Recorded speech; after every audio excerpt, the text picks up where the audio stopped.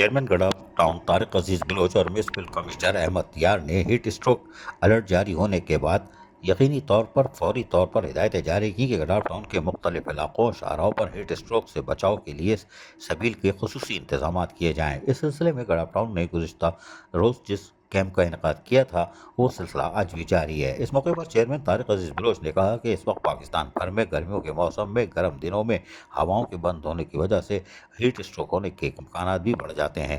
موسم گرما کی شدت اور درجہ حرارت میں غیر معمولی اضافے کے پیش نظر ان کیمپس کا مقصد عوام کو فوری طبی امداد، ٹھنڈے مشروبات اور پانی اور سایہ دار مقامات کی فراہمی کو ممکن بنانا ہے تاکہ ہیٹ اسٹروک سے مؤثر انداز میں نمٹا جا سکے۔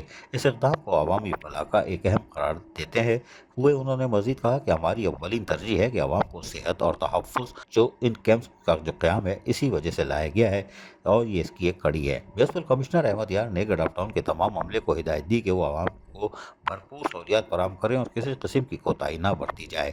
گڑھا ٹاؤن کے عوام کی جانب سے بھی اس اقدام کو سراہا گیا اور شہریوں نے ٹاؤن انتظامیہ کا شکریہ ادا کرتے ہوئے کہا کہ گرمی کی شدت میں یہ کیمپس ان کے لیے کسی نعمت سے کم نہیں۔ وائس چیئرمین جام محمد جوکھیو نے کہا کہ ہیٹ اسٹروک کے دوران ہمارے بزرگ لوگوں کو اکثر اور جو باہر نکلتے ہیں ان کو یقینی طور پر مشکلات کا سامنا کرنا پڑتا ہے۔ بزرگ افراد کو چاہیے کہ ضروری ہو تو باہر نکلیں ورنہ گھر میں ہی قیام کریں اور گرمی میں پانی کا استعمال وقفے سے کرتے رہیں۔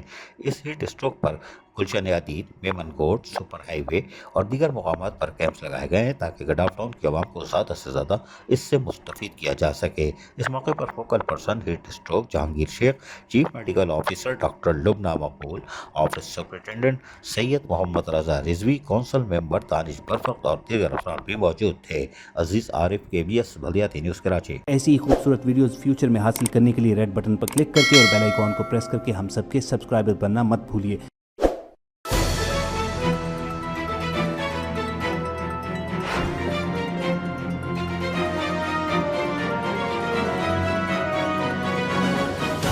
KBS بلدیاتی نیوز